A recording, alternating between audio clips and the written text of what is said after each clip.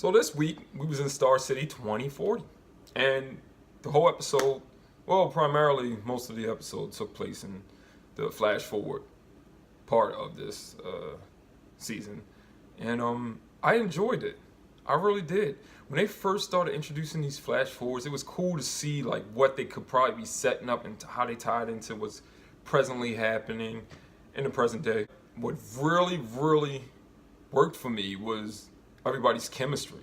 I think throughout the season, seeing people, Mia, William, everybody just being introduced and little pieces of them working together when you finally did a whole episode, this was the right time. Or it could have happened a little later, but this was the right time. If they'd done something like this earlier, maybe it wouldn't have worked so much.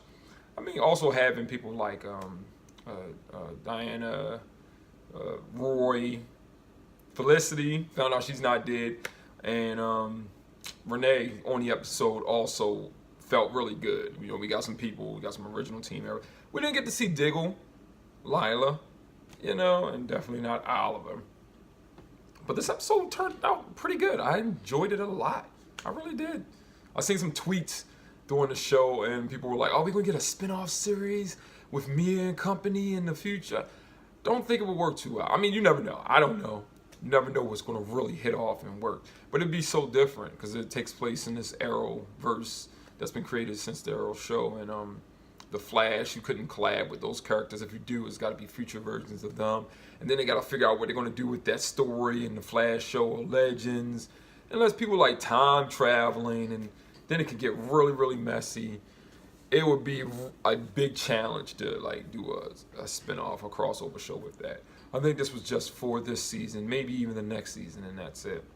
But I like having Roy back. I like to see him in action. You know, we didn't get as much Arsenal as we wanted ever since season 4, you know, but I like seeing Roy there. Felicity, kids on television shows, man, you know, one secret they find out about their parents and they're like, "You lied to me, and why should I ever trust you again? And I want nothing to do with you," like that easily. Realistically, I mean, that can happen. Some cases like that happen. I'm just like, shut up. You know what I mean? Shut up. You don't need to know. This isn't for you to know. Was it important for you to know at the time? No, you know now. Be happy that you have people who love you. You know? Nobody wants to be lied to, and we shouldn't lie. But even if you didn't tell somebody something, that's not necessarily lying. But kids don't need to know everything. I mean, you know, whatever. But those television kids, they're just like, "I'll never trust you again." And sometimes it's not even that bad or crucial, and you can't understand why. But I love how the episode opened up with Nessa training young Mia. I love that a lot. I was like, of course. You know, Nessa's gained their trust throughout the years, and they've gained Nessa's trust throughout the year. And I always love seeing her. Oh, man, please. You know, Felicity going into hiding, and then she was captured. Renee was working with the wrong people. Had this plan. He only cared about the Glades. He was losing track, losing focus. And then seeing the teamwork together, we found out that Connor Hawk and Mia had a relationship going on, you know. And she's like, "Oh my gosh, you're an agent? You were lying to me?" And of course, how it usually goes in TV land, "I wanted to tell you, but I couldn't. Was any of it real? Was the relationship real?" Stuff like that. You know what I mean? The Connor still being Bronze Tiger's son. Diggle's adopted son, so we didn't see any of Diggle's family, you know, missed that. And we had that little scene at the beginning showing the birth of Mia. It was cool. Stephen Amell said he was sick during that scene or that day. Right after they filmed that scene, it was like cut. He said he went right outside the cabin and just threw up all over the ground or something. That's funny to know sometimes. We just don't know what it's like for people. They look perfect when they're on screen. They can do a scene and you don't know what's going on. You know what I mean? It's just funny to know that. Thought I'd throw that out there. It's on Twitter. He put it out there.